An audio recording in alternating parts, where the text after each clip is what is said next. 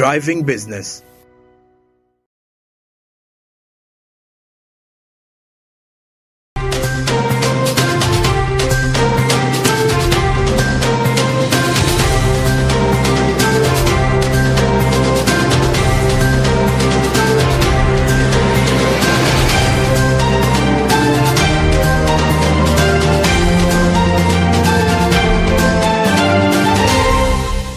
Hello and welcome to Business Edition. My name is Masi Katsime and we are here to give you the weekly roundup on the stories that have made the headlines. And today with me, I have a story that has really got people talking, and of course the controversies that came about with this very story, and that is none other than the controversy regarding the digital number plates. Of course, sit back and relax. I have more in store.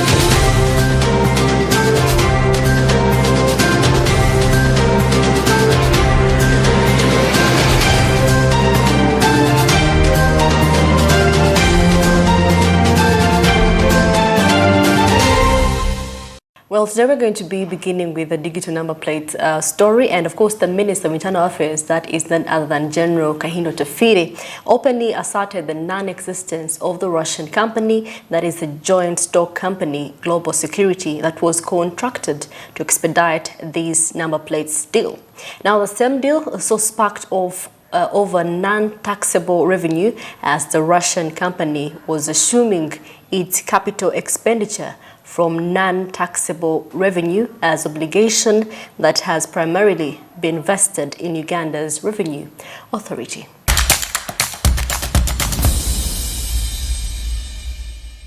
Most shocking revelations continue to befall the committee which is investigating digital number plates. The legislators expected General Kahindo Tafiri, the Internal Affairs Minister, to have knowledge of the Global Security company, but to their surprise, the minister denied the company and even assured the committee that the digital plate system is not operational in Russia like the officers had earlier alleged. The team that was in Russia for the due diligence, did they also cover the issues regarding the integrity and the existence of this company? As far as the report is concerned, did they ever bring out anything? Nothing in the report.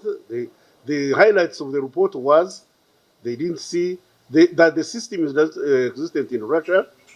They didn't see any manufacturing of the number plates, and that they were told the number plates were being manufactured in Poland. That's all they covered. They said there is no application of this system in Russia. There is no manufacturing we are able to see in Russia. If it is there, they didn't show it to us. Then they said the production was being done in Poland. I've never seen anybody from Global what? Security. Global Security. Yes. Never. I've never seen any. I don't know how they look like.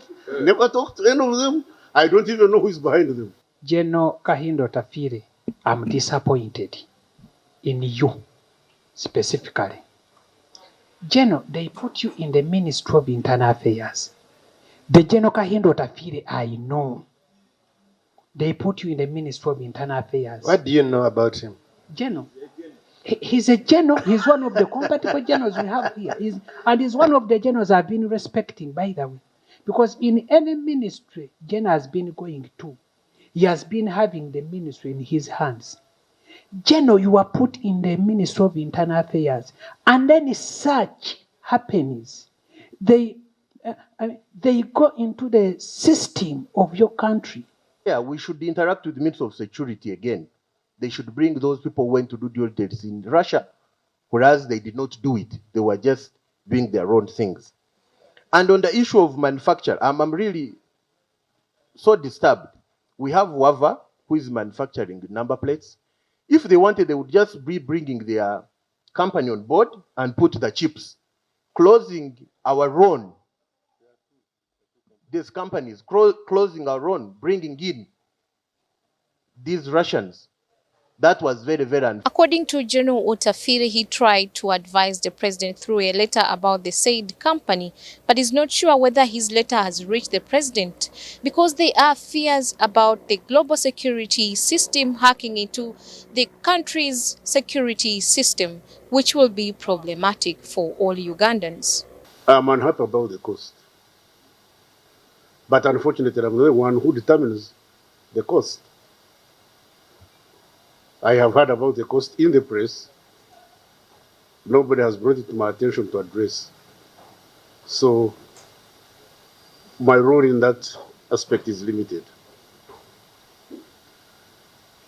As for the manufacturing, like I've said before, I advised the president. I wrote to the president and suggested what you are saying. I highly doubt whether the president ever saw my letter. I suspect he has not seen the letter because the president I know would have written back or would have called me for a conversation. But the minister is telling us he's not aware. Number one. Number two, Chairman, I asked here that this global something company from Russia, how did it come here to Uganda? Who signed a contract with these people? The minister says he doesn't know. The other question is, the minister says that you have disengaged the police from any activity with those people, but they are still in charge of those cameras. If they are still in charge, I'm going to punish the police. When it comes to non-tax revenue going to be collected, the team from Uganda Revenue Authority up to now have not yet received responses to revenue sharing. These were shocked to learn from the legislators that government of Uganda is only going to receive 15%, with Global Security Company taking 80% of this share. As we indicated in one of our writings, we wrote asking for clarification on what would be the revenue sharing, and we have not received any response. Where would this money go after correction? Now, that is the guidance we need, whether it would be shared between government and the technology provider, or all of it would go to the technology provider. But even at the point of correction, you correct, for example, URA, currently when you correct, Yes. Where do you put this money? Now, Honorable Chair, what we collect currently goes direct to the consolidated fund. Now, because the whole thing is fake. We all know it. We all know it is fake. It's fake. It is for personal interest of some people, and these commissioners and heads of department, well, they have no way of refusing anything. It is imposed on them. They are at pains even to tell us that at the end of the day, while we have been expecting to get 29 trillion, we shall get possibly 25. Because these excess penalties, when you bring in a private person, he will be really strict to ensure that money is secured. But currently, the money is not forthcoming because some people evade this tax. Whoever is in this deal knows his percentage. Those who are saying they are taking 85 because the chair has intimated something which the Commissioner General has not had. Commissioner General, we are telling you, this company is supposed to take 85% of the revenue collection. I'm sure your people are saying they have not had, but they have had. Because if for us who have not been in meetings are aware, then what of those who have been in meetings? They are taking 85% of this collection. But your people are not aware. But now the implementation is a month from now. And they are going to implement. But you have not received even the account on which this money is supposed to go. The committee is expected to be done with their report next week, but they have requested an audience from the president because they have letters indicating that part of the non-tax revenue going to be collected will be going direct to the office of the president. Sam Lanifa, Smart 24 TV.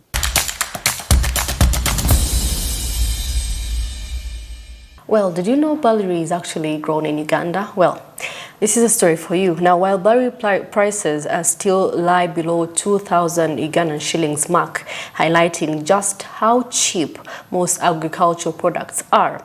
Now, farmers in Kabale district are worried about the low prices coupled with poor quality seedlings.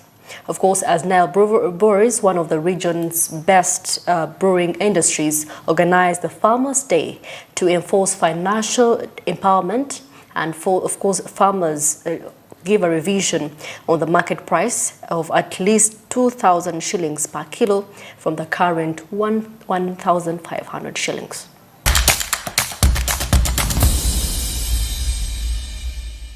As per August, wholesale and retail barley prices per kilogram remain below the 2,000 shillings mark.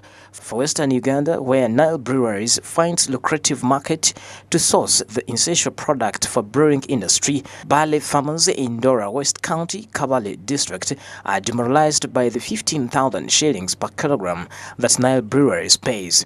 The price has been described as excessively cheap compared to other crops like wheat, maize, and sorghum, seeking a further increase to about 2,000 shillings per kilogram. As per August, wholesale and retail barley prices per kilogram remain below the 2,000 shillings mark. For Western Uganda, where Nile breweries finds lucrative market to source the essential product for brewing industry, barley farmers in Dora West County, Kabale district, are The issue of the price is that barley has been at 1,550, yet we want it to be at least 2,000. Wheat is now at 3,000. So that's the challenge we are currently facing. In response, the Nile Breweries Director of Legal and Corporate Affairs, Emmanuel Njuki, claims that the company is aware of all market difficulties. Despite plans to raise the price, they are currently only in position to maintain the current market price mark. Ebirime ebirala nga kasooli nga ng'obumonde olunsi sente ziba nnyingiko okusengeza bbali. Enjawulo eriwo nti nno ebiseera ebyo newankubadde ng'olunsi birinnya naye olunsi bikka. Ate akatale tekali stable ng'akaffe nti nno twakkaanya nabo era ekisuubizo ekyo tugenda tukikuuma emyaka 14 era tugenda kikuuma nga buli bbale yenna gwe balima tumugula. Naye era tukimanyi nti nno abalimi bonna. We promise to buy this barley. The market is stable. Much as barley is not priced like other crops, we shall see what to do. Era emyaka egino 14 tubadde tugenda twongera omuwendo gutugula bbali. With agro-production largely reliant on ecological zones, as it is with coffee, cotton, maize, among others, farmers have noted an extra challenge in regard to seedling. According to them, barley seedling in use are not resilient to the weather in Kabale, particularly during the rainy season. According to Njuki, while farmers should consider other cropping, the company is attempting to set a range of seedlings to identify those that work best in Kabale district. The brewing giant intends to deepen its production capacity by empowering local barley farmers, just as the agricultural team lead for Western Uganda confirms increased output due to on-farm production. This that we've done as a company because we feel it's closed the gap on lack of access to savings and credit. However, as a company, we are looking on how we can progress from this level by linking these village savings and loans associations to bigger financial institutions. Why? We feel the village savings and loans associations also have certain limitations. The working capital. Over 1,000 farmers in the region have been equipped with financial literacy skills, fostering planning, budgeting, investment, bookkeeping, and saving by the brewing giant. Credit management has also been blended to manage and grow business finance. This story was compiled by Norbert Ndemhachi and Padson Mumbere for Smart 24 TV.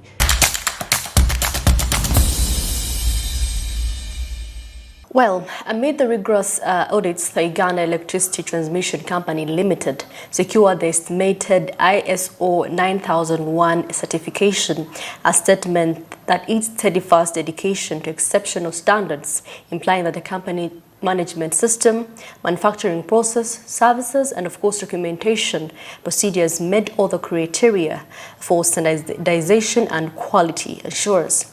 Now this marks a milestone as it arrives at a critical time with the East African power pool poised for full functionality, adding an extra layer on the importance of electricity accomplishment.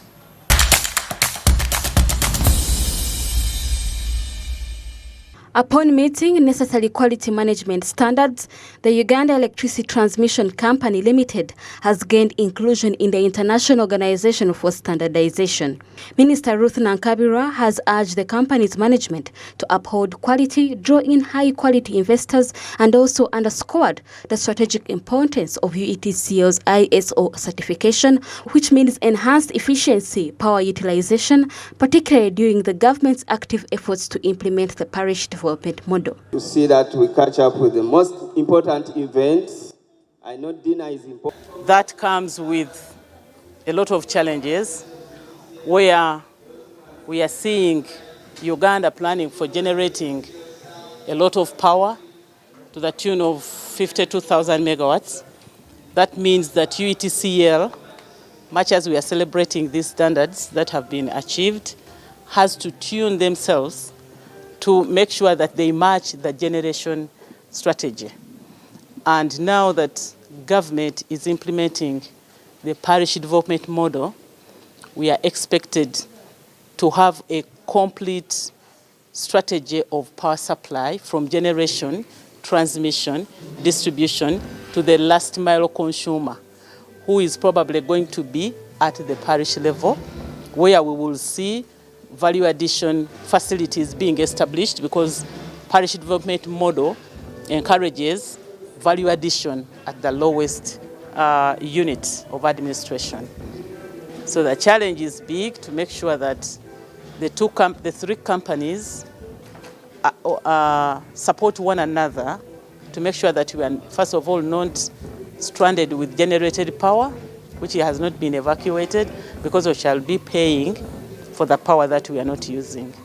But also to make sure that we have systems which are sound, to make sure that the grid is stable. We don't have outages because of all the systems. UETCL intends to utilize its international certification and acknowledgement to tap into the significant opportunities within the electricity trading business and power pool arrangement with neighboring nations. An African power pool arrangement, we have already worked on a system where we shall be seeing power being traded or marketed in our neighbors.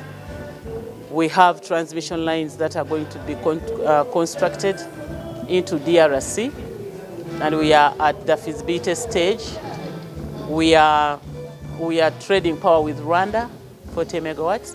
We are trading in power with Kenya, 60 megawatts. And we are planning to construct a transmission line from Oluyo, which will go through Adjumani into Nimule Juba, that will see power transmitted into Juba. But there are many lines that are taking power to the nearby towns of South Sudan, Nimule and Kaya. We already signed an agreement with them, a power purchase agreement with them. So we are encouraging power trade, because one day you never know, Uganda might need power due to failure in some units or dams. Anything can happen. So these lines can be used to pull power. Mr. Karamaji restated UETCL's dedication to reliable, sustainable power for Uganda and beyond. He also unveiled the upcoming ISO certifications targeting safety, health, environmental management, and other energy systems. A strategic plan for 5 years that started in 2018 to 2023. We are in the final year of that strategic plan, and within that plan, ISO certification was one of the strategic objectives. I'm very happy to report that we have achieved this milestone within the 5-year strategic plan. The measure of how this is important to us is that when you get certified, there are certain ways you have to do things in terms of procedures, in terms of processes, and when you follow those procedures, which are best practices in terms of planning, execution, performance monitoring, all those things are identified within this certification, and if you follow it, then it enhances your efficiency, which will result into better service delivery, and of course it has to be translated in your bottom line. UETCL's ISO certification solidifies its position as a regional energy frontrunner, showcasing its commitment to quality and operational prowess. This achievement establishes a strong basis for ongoing expansion and a significant role in Uganda's energy sector. Nana Habwe, Smart 24 TV. Now, looking at streamlining water and road transport, police revealed the merchandise worth 34 million Ugandan shillings that was lost in an accident where two boats collided at a place in the near between Buvuma Islands and Rero Island in Namayingo district. Now, according to the spokesperson, Fred Enanga, the incident occurred at around 3 a.m. and it is against the law to transport passengers at night, more so without navigation lights.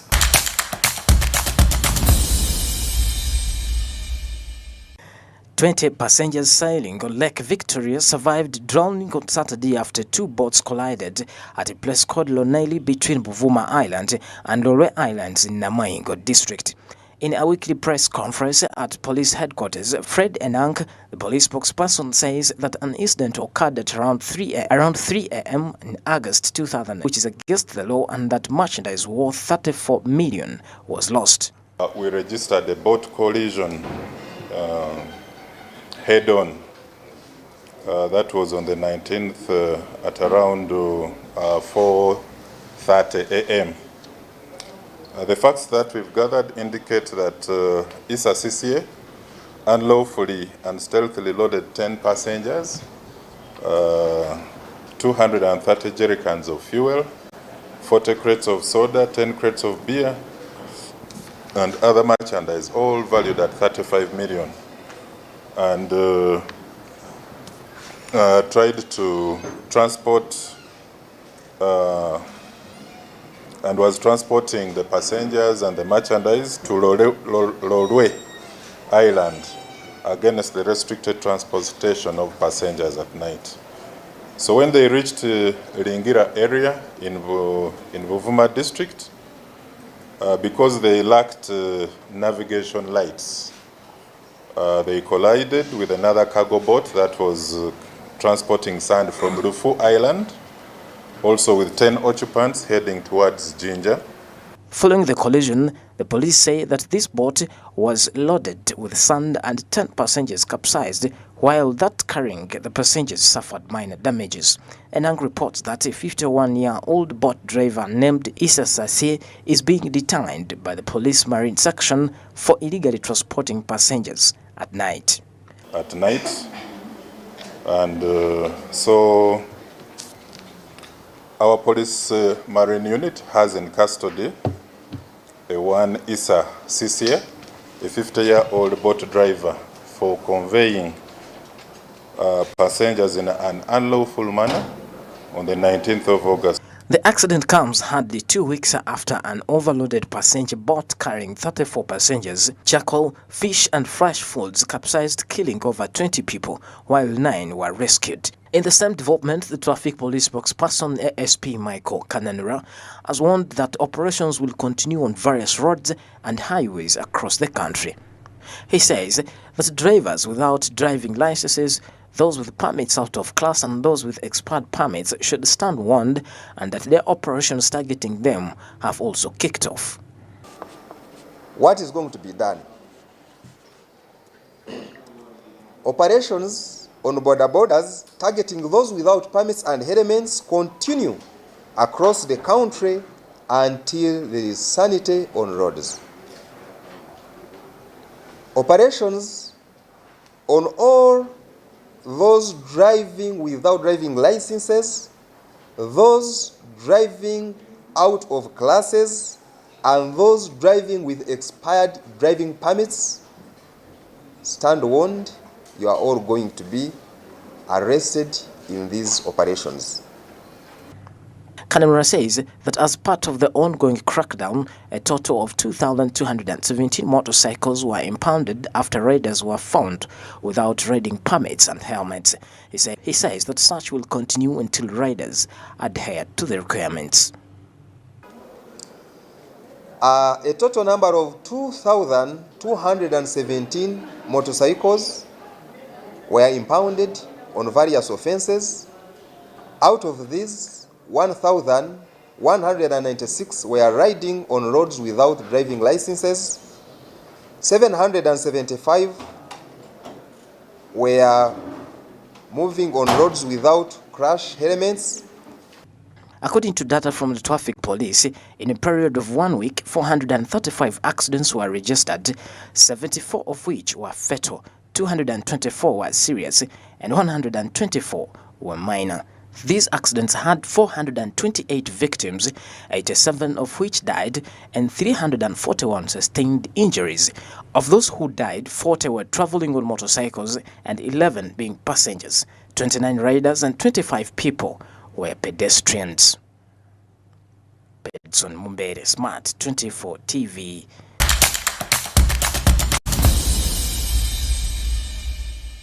That is what we managed to bring you in the first half of Business Edition. Stick around, we have more.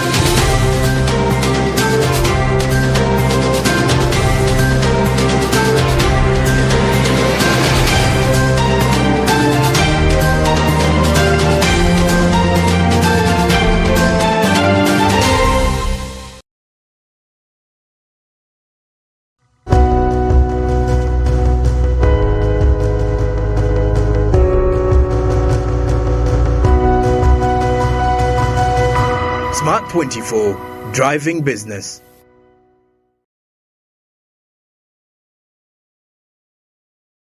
Let's live it up and party and have cracking good fun. When it comes to edutainment, DSTV's number one. Is everybody ready to go, go, go? We've got the zaniest characters to transport you away. The party is cracking, so why not come play? You're gonna love it. We've got so many channels and a ton of new shows, like Disney and Nickelodeon, where anything goes. So live it up with DSTV. We bring the fun. You know we're number one. Luxury redefined at Seasand Hotel as you indulge in the splendor of elegant living fit for the royalty that you are. Step into comfort, pampering and blissful customer-centric service as you select from our range of comfy, exquisite living quarters furnished to meet with your royal preference. Surrounded by scenic beauty, our tropical setting allows you to escape the glamorous ordeal of city life.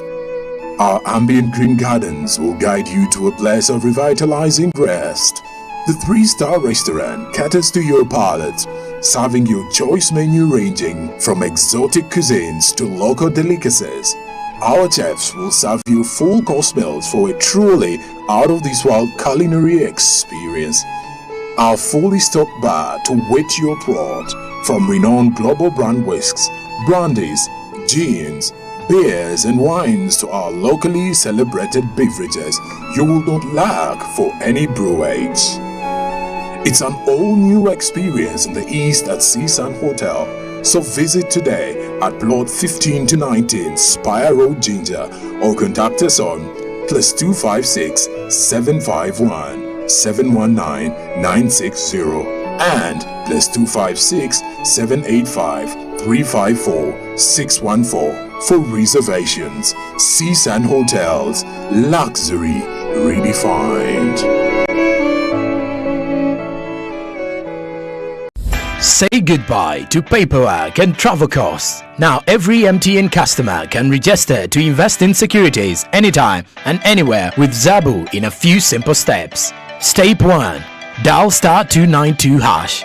Step 2. Select option 1. Register with Zabu. Step 3. Enter your full names. Step 4. Enter your national identification number. Step 5. Enter your national identification card number. In 24 hours, you will receive an SMS confirming your registration. Congratulations, you are now ready to invest.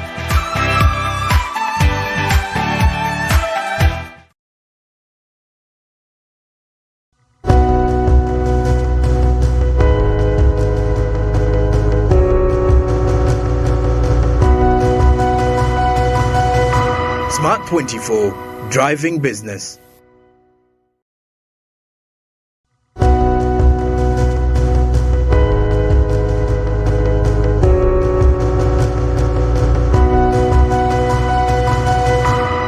2024, Driving Business.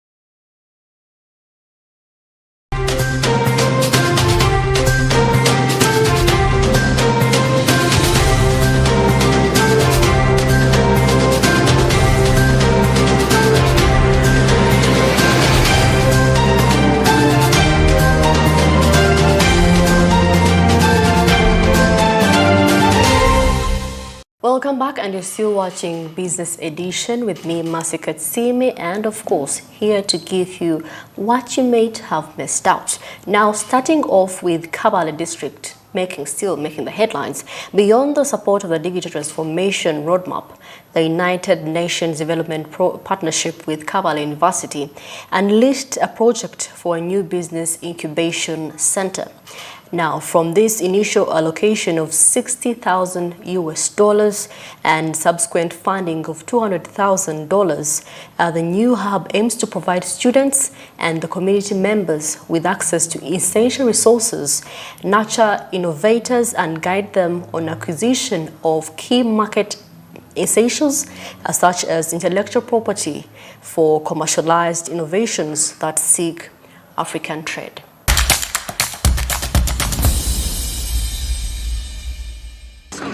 UNDP's commitment to support transformative projects has further been exhibited in the newly unleashed project for a hub geared towards business incubation in Kabale. The partnership with Kabale University has registered an extra $200,000 away from the initial $60,000 to support regional business incubation.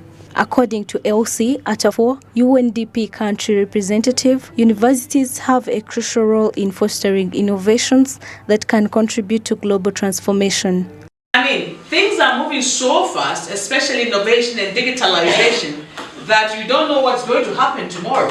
We perhaps be flying now, I don't know, because artificial intelligence is there with us. It's so fast, robotics, machine learning, everything, mobile technology, things are going so fast every day, you don't know what to expect.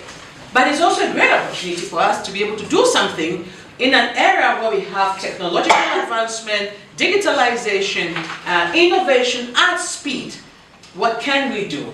And somebody, I was in Next Media the other day, and somebody was saying, look, shared a few things with me around content creation. As per the university, the Regional Innovation Hub shall provide platform for innovative ideas befitting current market demands and still create markets for subsequent products.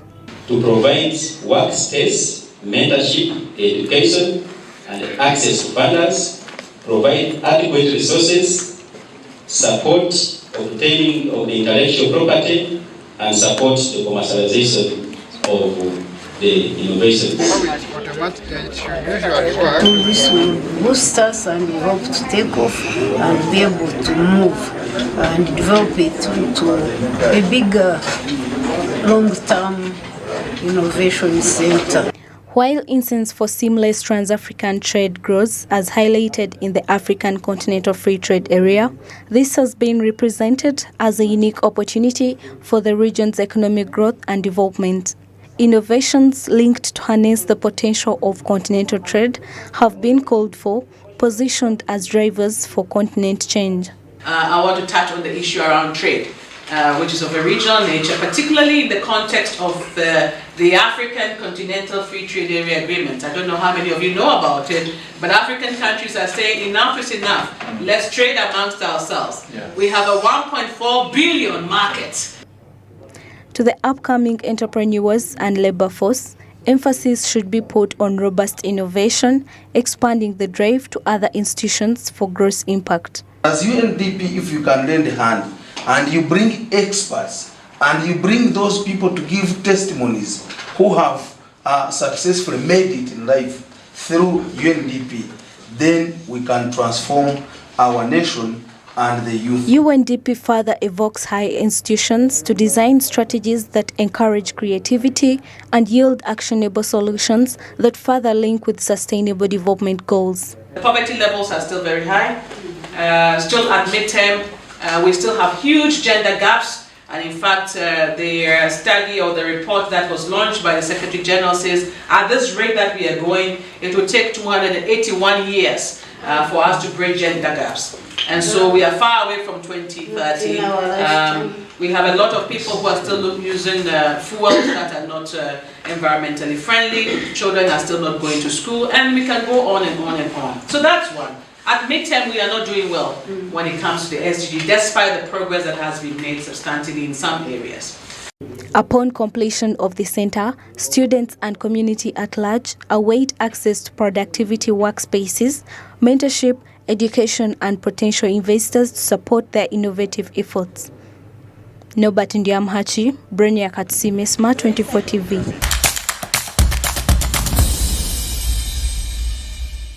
Well, so much excited about this as the domestic revenue of Uganda grew by 7.69%.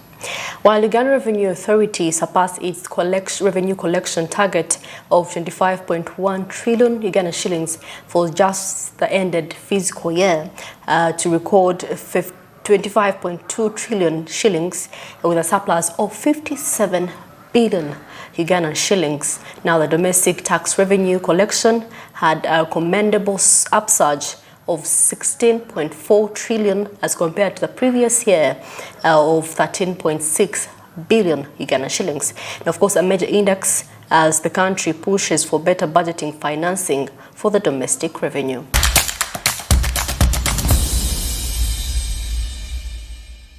In the financial year 2022-2023, Uganda Revenue Authority had a net revenue target of 25,151.57 billion. However, the net revenue collections for the same period exceeded the target and amounted to 25,209.05 billion, representing a 100.25% performance with a surplus of 57.48 billion. During the annual revenue performance press conference, the URA Commissioner General John Musingus notes that this year they recorded a significant growth of 16.40% compared to previous years. He attributed this to stable and resilient economic performance, enhanced administrative measures, and the cooperation of public taxpayers. Uganda Revenue Authority was able to collect 25.20905 trillion. That is 25,209,005 billion. This surpassed the target of 25.151 trillion by 57.48 billion. And it was a performance of 100.25%. The underperformance in terms of indirect taxes and also international taxes is beginning to speak a lot in terms of the health of our private sector. Because if I don't drink 5 sodas a day, that means that the amount of tax you are collecting from the sodas is likely going to reduce, and that's the part if it's coming ahead. If we are seeing importation of goods, also the taxes on imports and others are also not doing well, it begins to tell us how the economy and the health of the private sector. Over the last 5 years, there has been a consistent increase in net revenue collections. However, in the fiscal year 2019-2020, growth was slow due to the impacts of COVID-19 pandemic. But in the most recent data shows that the economy has performed better than expected, with a 5.3% growth in real terms during the financial year 2022-2023, compared to a 4.6% growth in financial year 2021-2022, and that's according to the latest GDP figures. Also, the growth in the economy has been steady over the years, from 4.6 in 2021-22 to 5.3 in the year 22-23. Detailed review of the performance. Domestic taxes collection.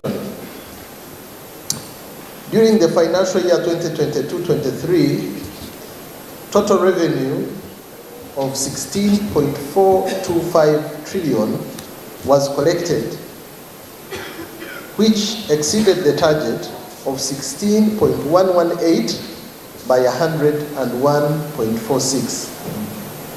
Recently, Parliament approved the imposition of 5% levy of the revenues earned by foreign digital companies like Facebook, Twitter, Amazon, and Netflix.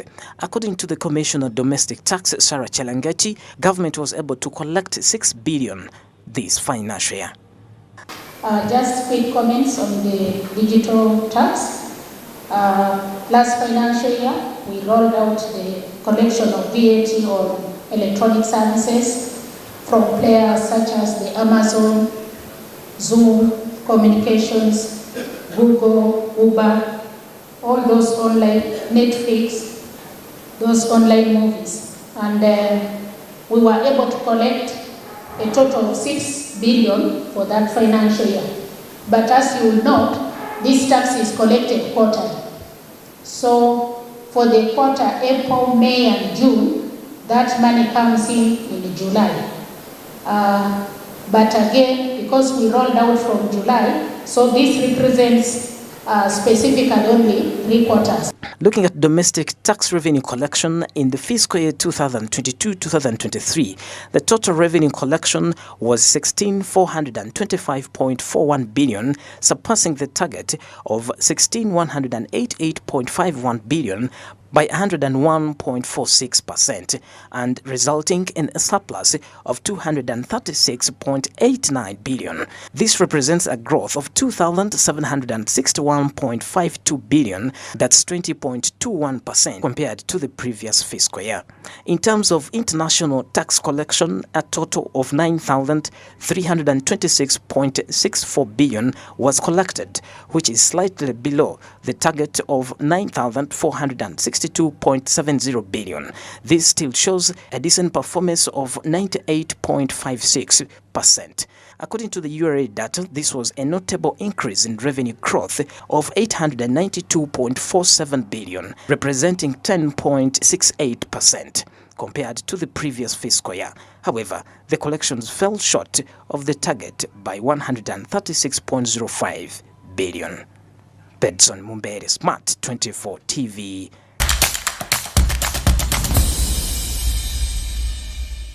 Now, today looking at micro insurance. Now, Uganda has relatively underdeveloped insurance market, and there is a clear potential for expansion, particularly through microfinance. Well, as the country awaits enactment of the National Health Insurance Scheme, micro insurance companies have started associating themselves with established financial institutions like the banks and telecom companies to easily access and serve Ugandans, especially in rural communities, with products starting as just 1,000 shillings per month.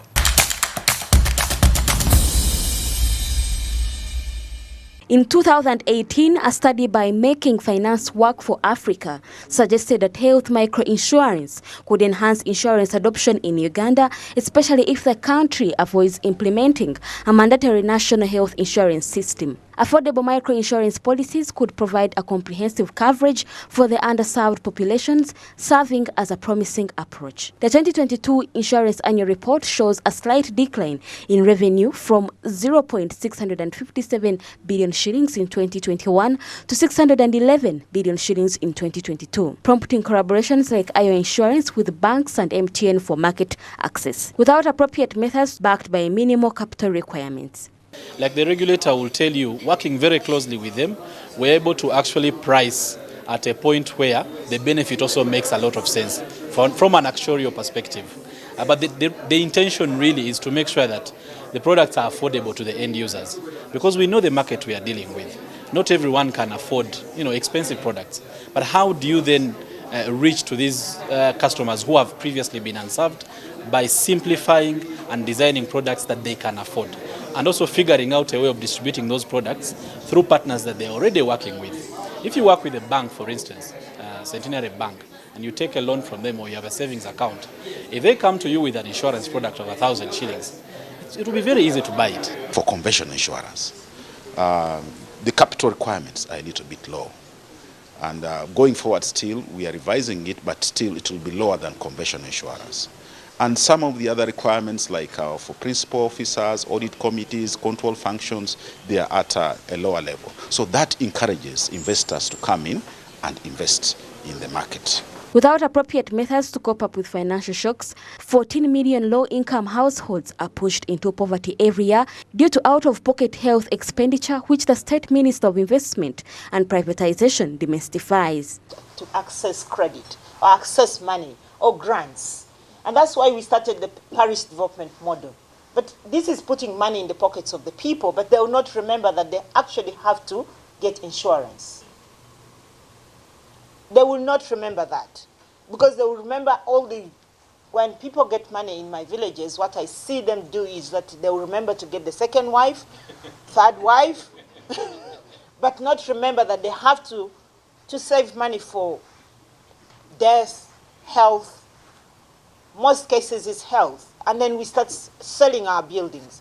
I know of even prominent people, when they fall sick, they sell everything, because then they do not have money to sustain themselves in those hospitals.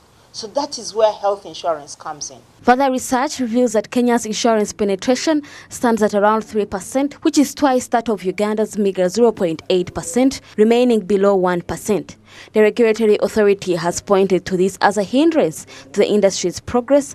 Additionally, the shortage of actuaries contributing to underpricing and overpricing is also identified as a growth-limiting factor. Penetration here, which is approximately 0.8%, compared to our counterparts, Kenya, which I think are around 3%. Kenya has a national health insurance scheme, which we are still developing. We are assuming that once we also do our national health insurance scheme, it will further increase our insurance penetration. If we do more sensitization here in the country, we'll also be able to increase our insurance penetration. If the IRA, another stakeholders, improve on down, I know if you look at the progress reports coming through, the claims ratio is high, but even that, they are trying to pay the claims. They have tried to pay the claims actually. They can still do more. If you work on the claims payment, more sensitization, also introduce the National Health Insurance Scheme, we insure government assets, and then we also try to ensure that people in Uganda appreciate insurance as a fallback position. What we have decided to do is that we outsource. We allow these insurance companies to outsource. There are many actuaries in Nairobi, in South Africa, who are being outsourced. And most of the products, all the products which are submitted to us before approval, are subjected to actuarial review. That means the prices are appropriately determined. I think when that person was talking about actuarial pricing, lack of actuaries leading to low prices also, he did not take into account the mitigating factor that we have put into place. But already we have a number of graduates who are enrolling from the university, who are doing BSc Actuarial Science. There are many that are doing Masters in Actuarial Science, and there are many also doing professional courses. So going forward, maybe in the next 5 to 10 years, that will not be a problem to us in the industry. Well, if you know you're a money lender, there has been a lot of commotion happening as some of the people are being beaten. So, well, Parliament directed government through the Ministry of Internal Affairs, Finance and the Office of the Prime Minister to apprehend a certain group of moneylenders who have made it a point to beat their clients who have declared repayment of their loans, just like I told you. Now, this matter was brought to attention of the House by MPs of the Eastern Uganda, whose constituencies are being collapsed by the said moneylenders.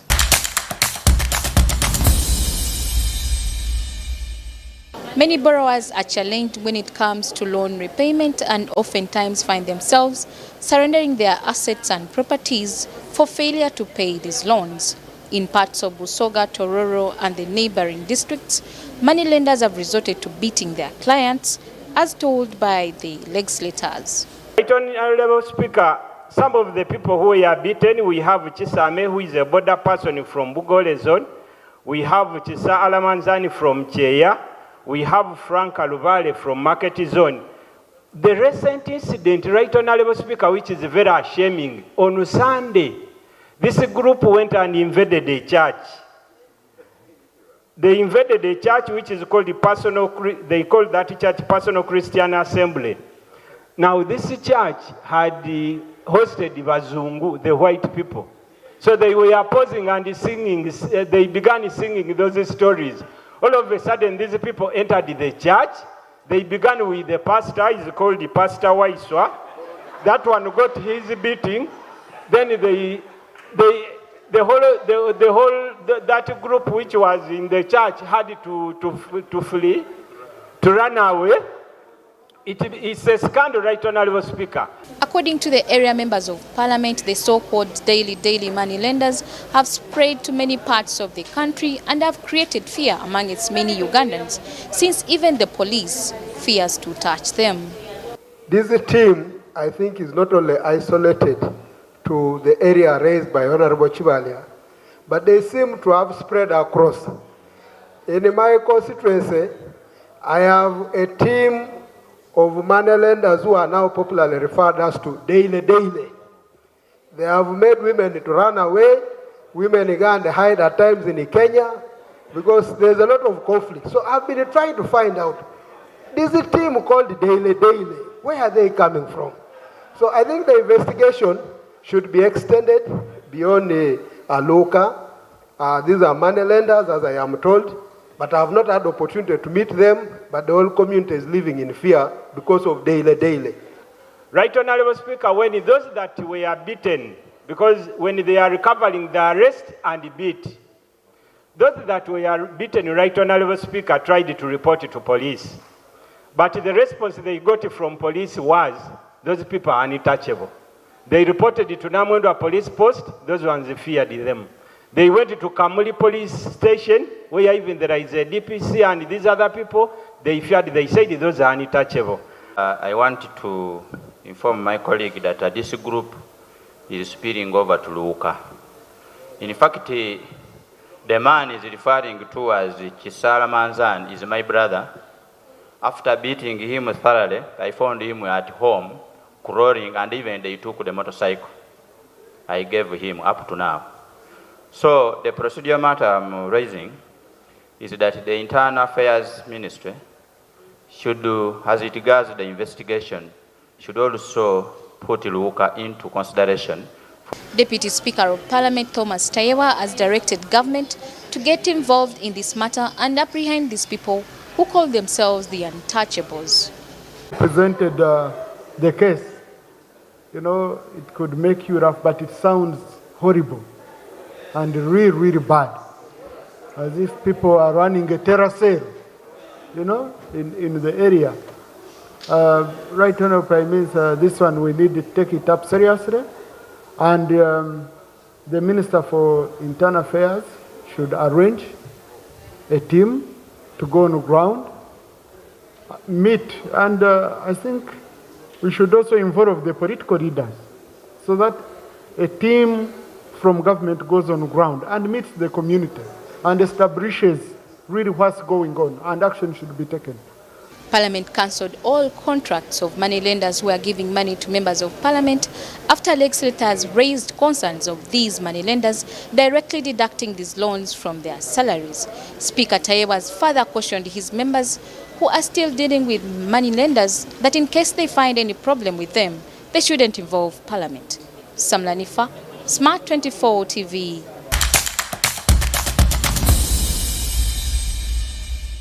Business edition goes for a short breather. We shall be back. Do care to join us for the last part.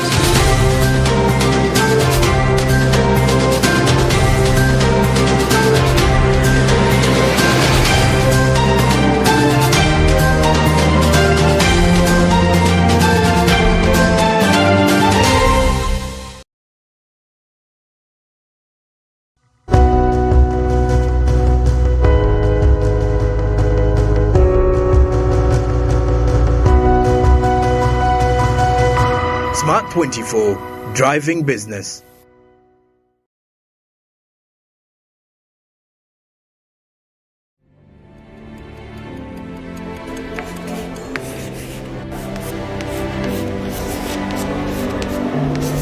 This is Jordan. When it comes to classwork, Jordan is magic. Jordan shines. Jordan makes his peers better. Jordan is a true leader.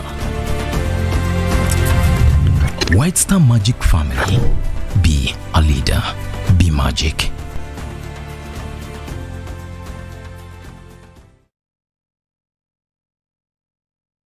Say goodbye to paperwork and travel costs. Now every MTN customer can register to invest in securities anytime and anywhere with Zabu in a few simple steps. Step 1. Dial *292#. Step 2. Select option 1. Register with Zabu. Step 3. Enter your full names. Step 4. Enter your national identification number. Step 5. Enter your national identification card number.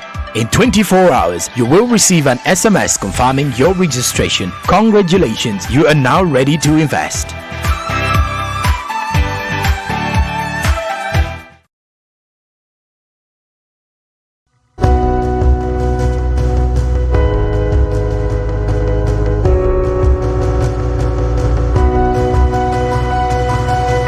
Smart 24, driving business.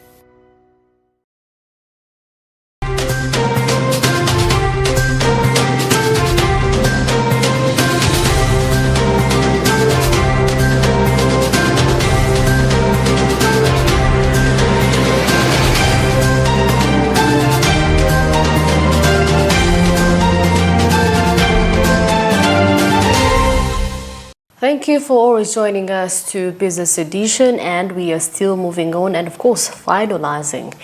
Well, there was actually an exhibition this week, and of course in a bid to enhance trade efficiency. In an ambitious move to sectoral growth, the Uganda Manufacturers Association, UMA, together with key stakeholders, unveiled the international exhibition, a remarkable initiative that promised to reshape the landscape of manufacturing and trade in Uganda, not just in Uganda, but internationally. Now, this is in a bid to reflect adaptability and collaboration within Uganda and the rest of the globe.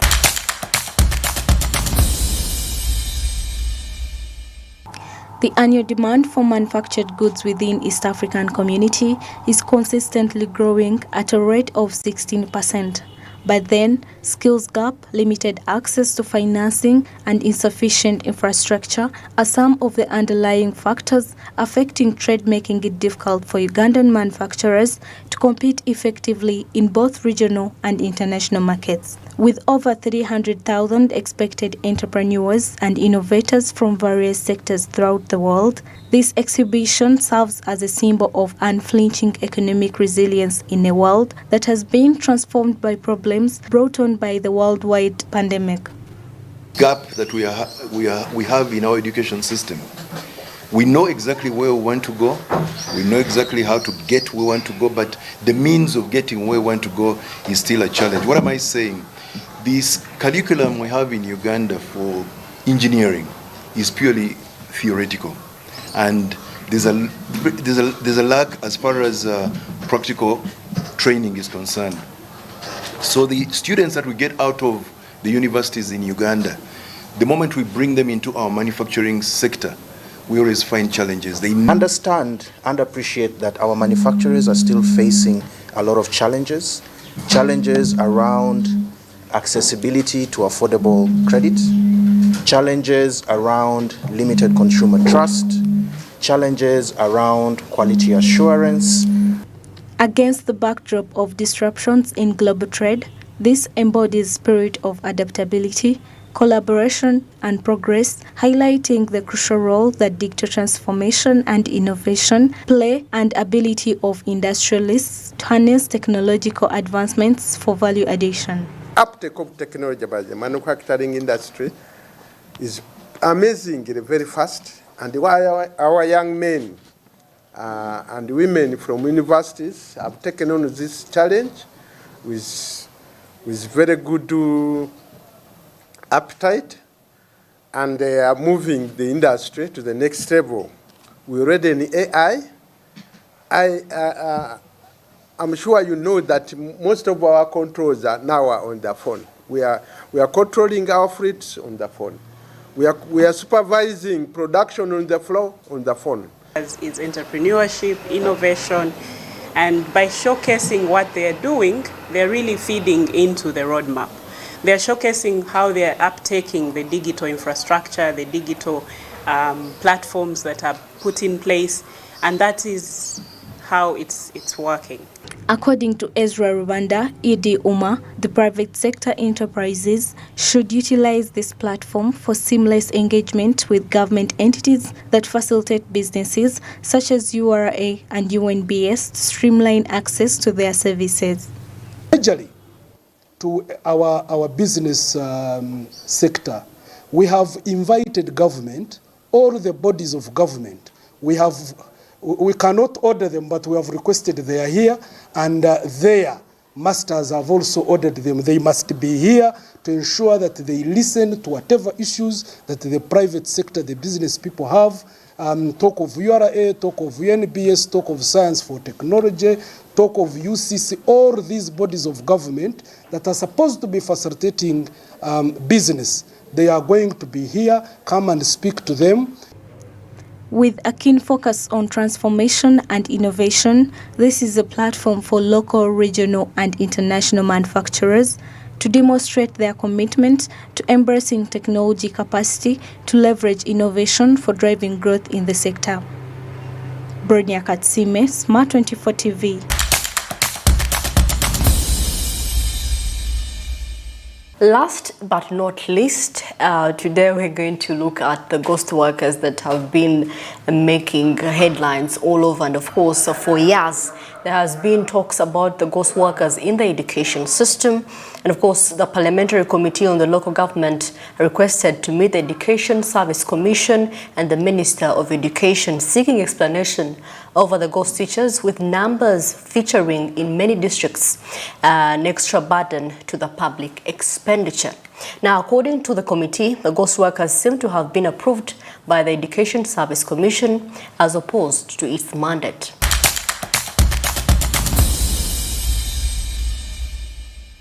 The issue of ghost workers is like a disease that has infested many parts of this country.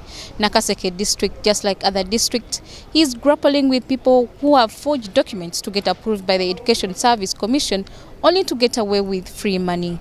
Noted that 6 individuals had forged minutes which were purportedly from the Education Service Commission, and these individuals had earned up to 52,361,851 in the year under review. And Chair, these individuals had accessed the payroll for the past 2 to 22 years, and it led to financial loss to the government. A lot of fraud in the Ministry of Education, but particularly recruitment of secondary teachers who are recruited fraudulently. There are a number of teachers, there are a number of cases in a number of districts in Uganda where teachers have encroached on the government payroll, on the teachers' payroll of districts. Go to Nakasongola, go to Butambala, go to Nakaseke, mentioned but a few. All they are there. But the conduit, for us, we think it is the Education Service Commission. When you look at the Auditor General's report, it's also mentioning the Education Service Commission, that they get these fake minutes from Education Service Commission. We want to engage the Education Service Commission as PAC, a local government, so that they can come to us and explain. But of course, we cannot also leave out the Ministry of Education. According to PAC local government, the only way to address this mess is to have an interface with the Education Service Commission, since most culprits have documents approved by the Commission. MPs are convinced that the Commission has a hand in this corruption. It has not happened when actually I'm in Nakasongola in the 4 months. But this one, I think it happened when I was not there. And as I said earlier on, these are actually my foot soldiers who were there by then, and I want to refer this matter to the Principal Human Resource Officer to explain ably to this committee. We have issues ranging from, for instance, they have ghost teachers. And ghost teachers, a teacher that has not been appointed officially, given posting instruction, stays on payroll for 22 years. It's very disturbing. And we found out, that's why we want to interact with the Minister of Education and the District Service Commission. This is a racket. Get these people, because they are the people who verify these teachers. At that time, if they verified and okayed, these are really teachers, whereas teachers are quack. So it means there's a racket, because the government, like for instance, in Nakasongola, they lost almost 52 millions in this scheme. Right now, as a committee, we plan to engage the Ministry of Education and the Education Service Commission, and even the Ministry of Finance. As a committee, we are going to engage them so that we find out more why those anomalies are happening here and there, and about the connivance. And also in Nakasongola, we have seen that the district requested for some amount of money. For example, under pension and gratuity, they requested for about 49 million. But the Ministry of Finance sent in 82 million to Nakasongola district local government. So we would like also to find out why is it the district request for less amount of money, but from the center they send in more amount of money. Nakasongola district has been found to be one of the poorly performed districts, with officers who cannot account for mismanagement of funds, underpaying staff, delaying pension and gratuity, among other queries. Honorable Chair, when the auditors reviewed the payroll registers that speak to IPPS and IFMIS payments, an underpayment worth 150,961,112 in respect of pension and gratuity was made. And this included salary. There were 10 people affected. You know, we have so many problems with local government. And at this time, government needs to be very serious and open up eyes on the local government. We have other local government like Nakasongola who are not absorbing all the funds that are given. For example, money for pension, gratuity, and wages. You find government giving in a huge amount of money, but the local government may fail to use that particular money. And also we have the issue of forgery. And we have discovered this in so many districts, especially with secondary schools. The committee has appealed to the local government ministry to get its house in order, because most of the local governments are drowning in their own mess. Samlanifa, Smart 24 TV.